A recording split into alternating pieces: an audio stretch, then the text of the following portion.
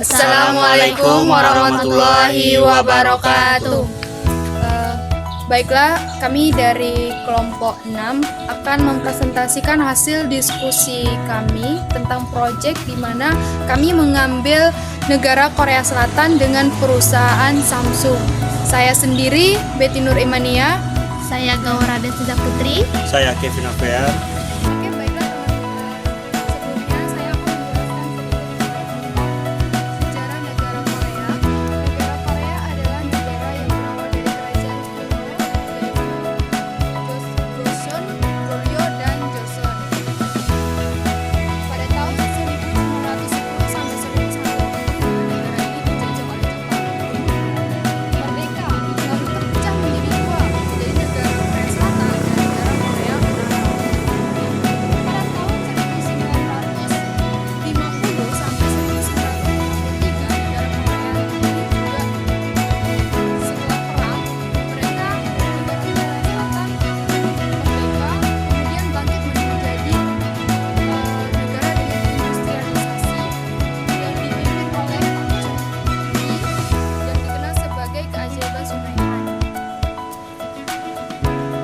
Walaupun pada tahun 1987 negara Korea ini dipimpin oleh rezim militer, namun dia bangkit dan menjadi negara politik serta bebas stabil. Dan Korea Selatan juga dikenal sebagai negara yang modern, yang canggih teknologi, ekonomi yang kuat, serta pengarahan budaya melalui Hallyu atau Korea Wave.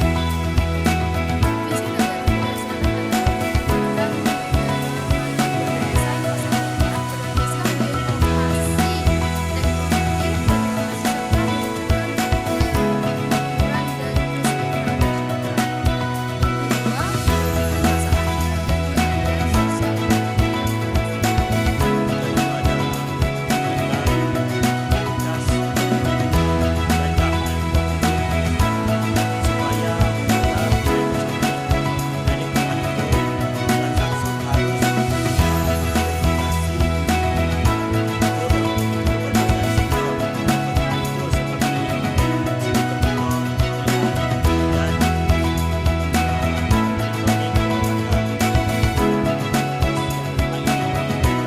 mewujudkan rasa adil Kemitraan global untuk memperluas jangkauan pasar serta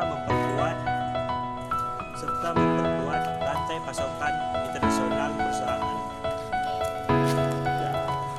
Baik, untuk misi Korea Selatan itu sendiri, yang pertama adalah meningkatkan ekonomi yang berbasis teknologi dan berinovasi. Kedua, meningkatkan kesejahteraan dan pendidikan masyarakat. Ketiga, menjaga keamanan yang dan berdiplomasi yang internasional. Kelima, melestarikan budaya serta lingkungan masyarakat Korea Selatan. Baiklah, itu adalah penjelasan singkat mengenai sejarah Korea Selatan dijelaskan oleh teman saya. Selanjutnya, saya juga akan menjelaskan secara singkat juga mengenai perusahaan yang kami ambil di Korea Selatan, yaitu perusahaan Samsung. Kita akan mengilas lebih dalam mengenai perusahaan Samsung. Samsung didirikan pada tahun 1938 oleh pemimpinnya yaitu Lee Byung-chul di Daegu, Korea Selatan. Samsung ini awal mulanya sebelum terbentuknya kata Samsung, perusahaan ini adalah perusahaan kecil. Bila tepatnya mereka tuh hanya mengekspor seperti ikan kering, makanan dan juga mie ke Tiongkok. Lalu berkembang lagi ke dunia sektor, mereka mengekspor lebih dalam lagi seperti perusahaan tekstil, makanan dan juga asuransi. Perusahaan ini berkembang pesat lagi menjadi perusahaan elektronik yang bisa kita kenal sebagai perusahaan Samsung, yaitu mereka berkembang di bidang elektronik pada tahun 1960 dan itu dikembang besarkan oleh Lee Byung-chul. Pada tahun 1960 itu juga perusahaan ini mendapat dedikasi dan petunjuk mengenai produk elektronik, yaitu di bidang semikonduktor, televisi dan juga industri lainnya, atau bisa kita kenal sebagai keajaiban di Sungai Han. Baiklah, saya akan menjelaskan secara singkat mengenai visi dan misi perusahaan Samsung. Visi ini termasuk singkat dan juga gampang diingat, yaitu inspire the world, create the future, atau lebih tepatnya menginspirasi dunia dan menciptakan masa depan. Misi perusahaan Samsung itu juga sebenarnya singkat ya, gampang diingat juga, seperti menginspirasi dunia baru, menciptakan teknologi dan desain inovatif. Yang kedua yaitu menciptakan nilai yang baru di pelanggan, seperti di karyawan juga mitra bisnis. Yang ketiga, berkontribusi di keajaiban sosial dan memiliki tanggung jawab sosial di seluruh dunia. Oke, itu tadi penjelasan singkat yang dijelaskan oleh teman saya terkait perusahaan Samsung di Korea Selatan. Selanjutnya di sini saya akan menjelaskan singkat tentang penyusunan strategi yang dipakai oleh Samsung, yang dimana Samsung bergerak di berbagai bidang, terutama di bidang elektronik, semikonduktor, dan teknologi informasi. Penyusunan strategi yang dipakai oleh Samsung ini adalah strategi diferensiasi, yang dimana strategi ini berfokus pada inovasi teknologi, desain, dan citra merek. Oke, selanjutnya itu ada hambatan dan permasalahan, yang dimana perusahaan Samsung ini memiliki saingan yang ketat dengan perusahaan lain. Contohnya perusahaan Apple, Huawei, dan Xiaomi. Yang kedua itu ada perbedaan regulasi dan budaya setiap negara yang menuntut penyesuaian strategi pemasaran dan desain produk. Yang ketiga itu ada ketergantungan rantai pasokan global. Yang keempat itu menurunnya reputasi dan kepercayaan konsumen terhadap Samsung karena isu kasus meledaknya smartphone Galaxy Note 7 yang menyebabkan turunnya citra perusahaan Samsung. Yang kelima itu ada isu hak paten dan teknologi, di mana Samsung terlibat sengketa hukum dengan perusahaan lain terkait pelanggaran desain dan inovasi. Oke, selanjutnya ada cara mengatasi hambatan dan kesalahan perusahaan Samsung. Yang pertama itu perusahaan Samsung harus terus berinovasi, melakukan riset dan pengembangan teknologi baru. Yang kedua, menyesuaikan strategi pemasaran dengan budaya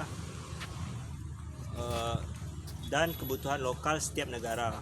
Yang ketiga itu ada meningkatkan kualitas dan keamanan produk supaya menjaga kepercayaan konsumen.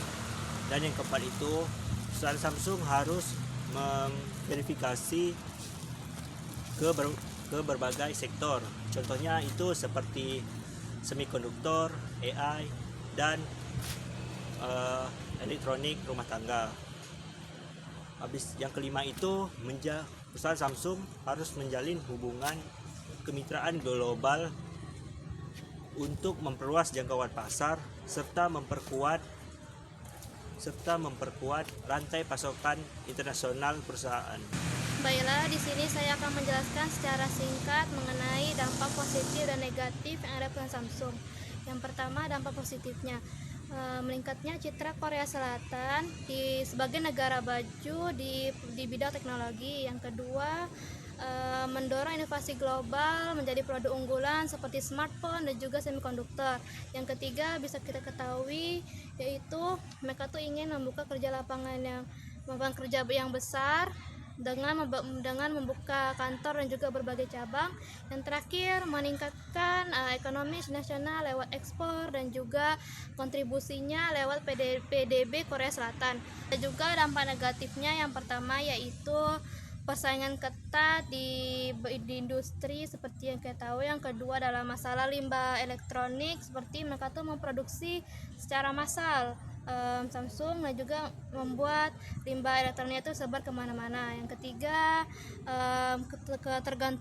ketekanan yang tinggi di berbagai divisi yang membuat kesejahteraan karyawannya itu tidak seimbang. Habis itu yang terakhir, kurangnya inovasi yang ada di Samsung membuat mereka itu mengeluh satu sama lain apa yang terjadi di perusahaan Samsung.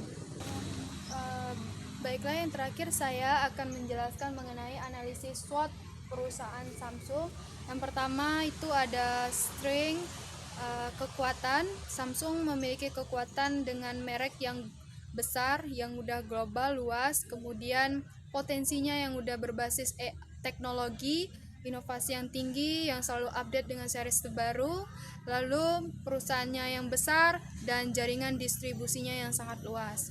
Kemudian ada weakness atau kelemahan pada perusahaan Samsung ini. Yang pertama bisa dilihat dari ketergantungan pasar smartphone, yang kedua harganya yang relatif tinggi, lalu ada kegagalan produk Galaxy Note 7, dan yang ketiga itu ada opportunity atau peluang. Nah, peluang pada Samsung ini bisa dilihat melalui dari pertumbuhan pasar perangkat, kemudian ekspansi teknologi yang berbasis AI yang udah 5G, lalu potensi pasar baru di negara berkembang. Terakhir itu ada threats atau ancaman, di mana persaingannya ketat. Bisa dilihat ada merek lain bersaing sama Huawei, sama Xiaomi atau Apple. Lalu yang keduanya adalah perubahan cepat dalam tren. Kemudian risiko geopolitik sama fluktuasi. Oke, sekian presentasi dari kelompok 6 mengenai project membahas Korea Selatan dan perusahaan Samsung. Thank you for watching. Jangan lupa tinggalkan jejak di bawah ini ya guys. Like, comment, and subscribe. Thank you. Bye bye.